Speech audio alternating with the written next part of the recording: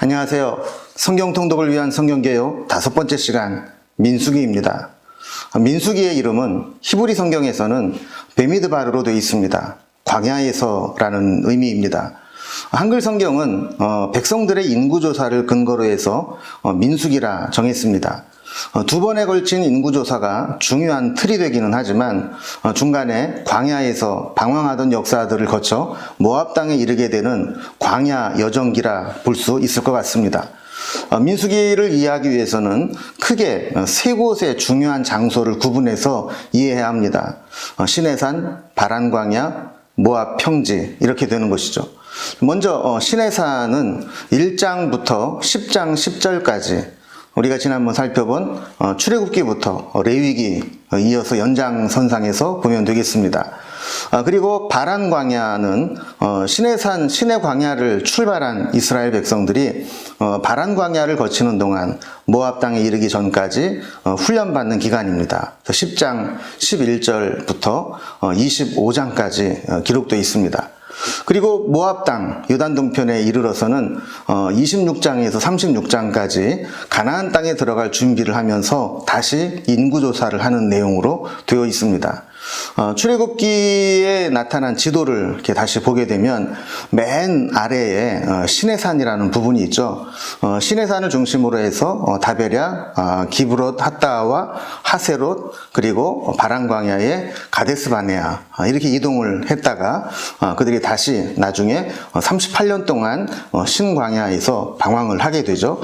그리고 나서 나중에 그 호르산을 거쳐서 느보산이 있는 모압 평지까지 이르게 되는 그런 여정을 가지고 있습니다. 그래서 시내산, 바란광야 그리고 모압 평지 세 중요한 지명을 중심으로 이어진다는 것을 이해하면서 민수기를 살펴보면 될 것 같습니다.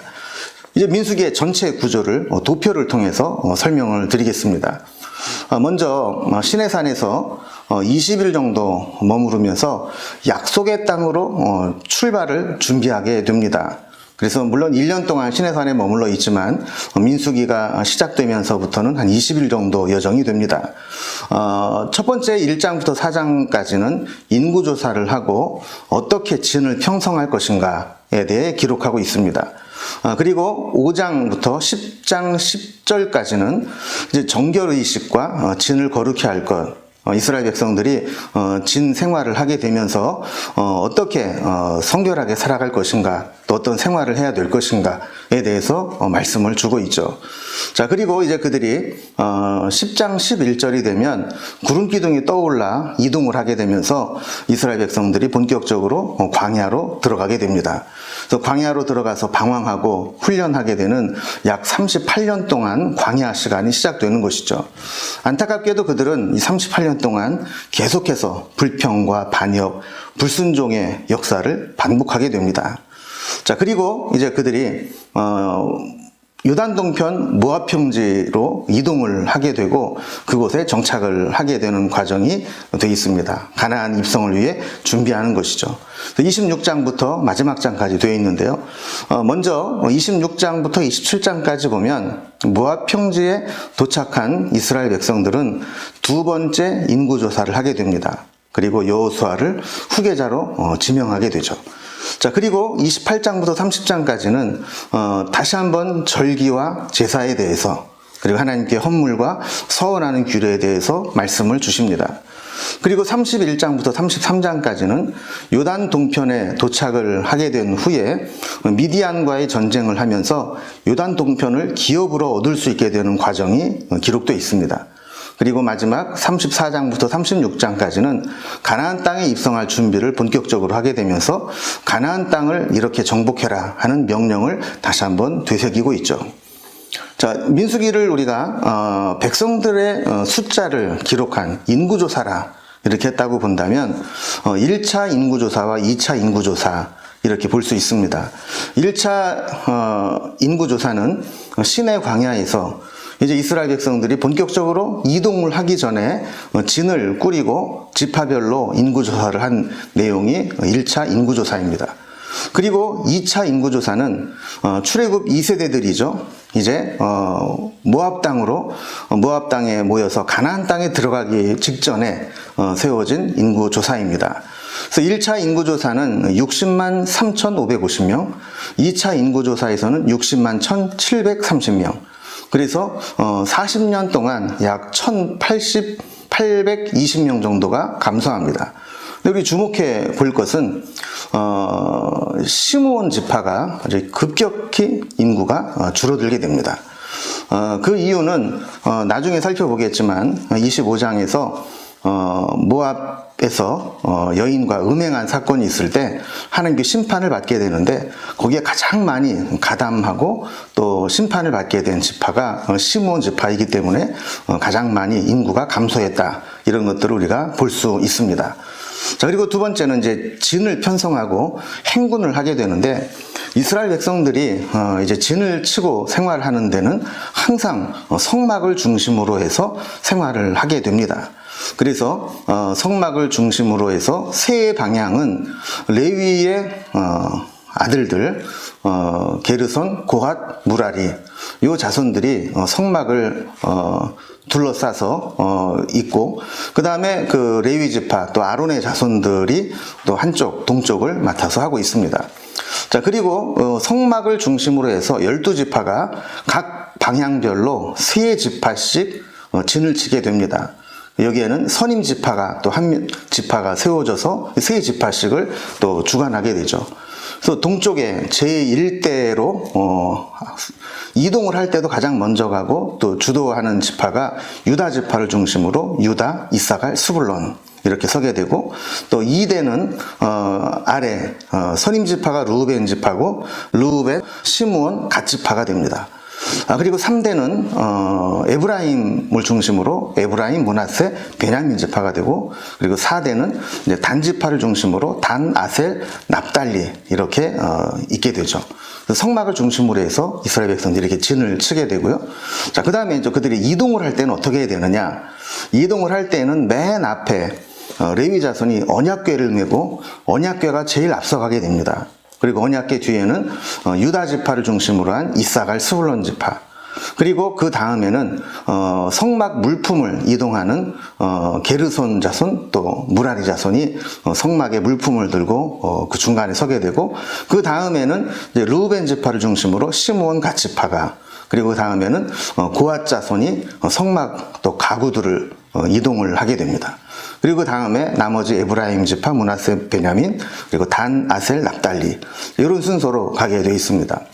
자, 만약에 이런 규례를 안 정해주고 그냥 막 움직였다면 얼마나 혼돈스러웠을까요?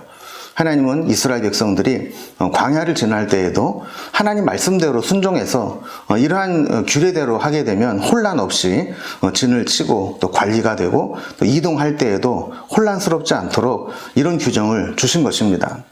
자, 그리고 이제 그들이 드디어 가나안을 향해서 출발을 하게 되죠. 그런데 광야에서의 뭐 상황들을 보면 불평과 반역과 불순종의 연속입니다.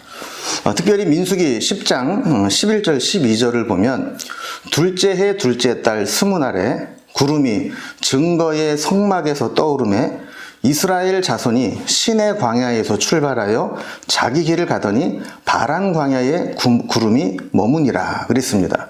이 구름 기둥이 떠올랐다는 얘기는 이제 이동할 채비를 하라는 것이고 구름 기둥이 앞서가게 되면 그 앞서가는 방향으로 이스라엘 백성들이 아까 진을 형성해서 이동을 하게 됩니다. 그래서 출발지는 시내 광야였고 그들이 1차적으로 도착할 곳은 이따 살펴보게 될 바란 광야라는 곳이었습니다. 자, 이렇게 출발을 하게 되는데 여기에서는 광야에서의 실패 경험들이 계속 기록되어 있습니다. 끊임없이 원망하고 불평하고 또 불순종하고 대적하는 일들이 나오게 되죠. 그 역사들을 몇 가지 살펴보면 11장에서는 다베라 사건이 있습니다. 이 다베라는 불사름이라는 뜻인데요. 다베라에 왔을 때 불평하기 시작하고 하나님께서 불로 진영 끝을 태움으로 인해서 그곳에서 하나님 앞에 책망을 받게 되는 그런 사건이 기록되어 있습니다. 자, 그리고 조금 더 나아가서 기브론 핫다와라는 곳, 탐욕의 무덤이라는 뜻인데요. 그들은 배가 고프고 고기가 없다.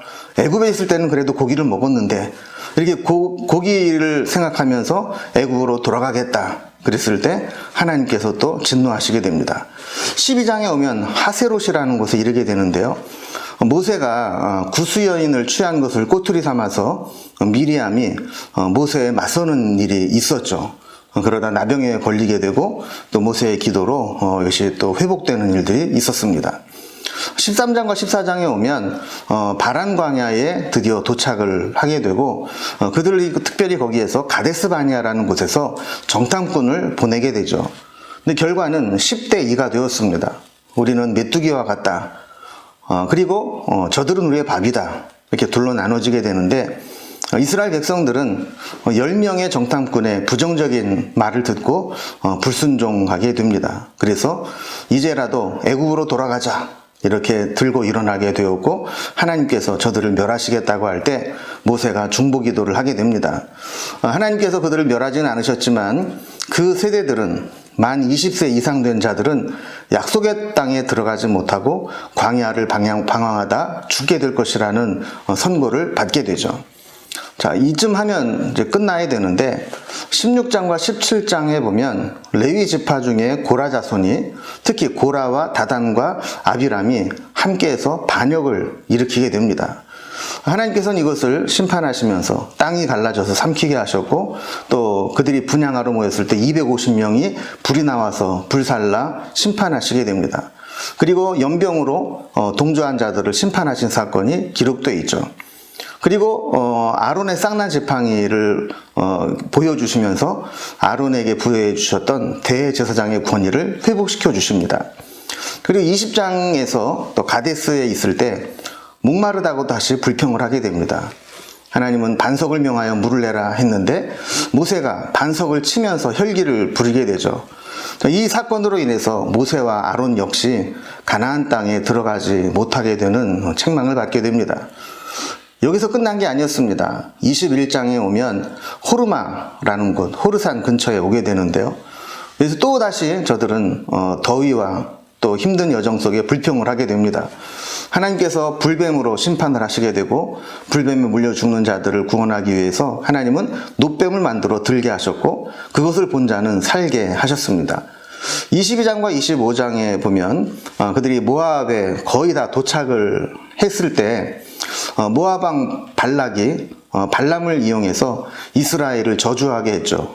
그러나 오히려 발람은 계속 축복하게 될 때 저들을 저주할 수 없다는 것을 깨닫고 음행으로 미혹하면 된다. 그래서 시딤에서 모압 여인과 음행하게 했던 사건이 나오고 그리고 비느하스를 중심으로 해서 레위인들이 그들을 척결한 사건이 기록되어 있습니다. 자, 그리고 그들이 이제 마지막에 가나안 입성을 준비하면서 하나님께서는 그들에게 가나안 정복을 명령하시고 또 그들에게 주실 약속의 땅의 경계를 설정하시고 그리고 나중에 땅을 다 점령하고 나면 어떤 지파가 어떤 땅을 차지할 것인지 분배 책임자들을 정해서 명단을 올리게 됩니다. 그리고 레위인들은 따로 땅을 분배받지 못하기 때문에 레위인들이 살아가게 될 성읍들이 어떤 것들이 있는가 그리고 도피성을 또 제정해 주게 되고요. 또 살인자에 대한 규례들이 나오게 됩니다. 그리고 2장에서 여자 상속법에 대한 슬로브아의 딸들에 대한 이야기까지 하면서 맞춰지게 됩니다. 만약에 아들이 없이 딸만 있는 집안은 그러면 그 집안에 얻게 된 기업을 어떻게 할 것인가. 그래서 같은 지파끼리 결혼을 하도록 하는 규례를 주시면서 여성들에게도 상속이 이어지도록 하는 것들을 나타내고 있습니다.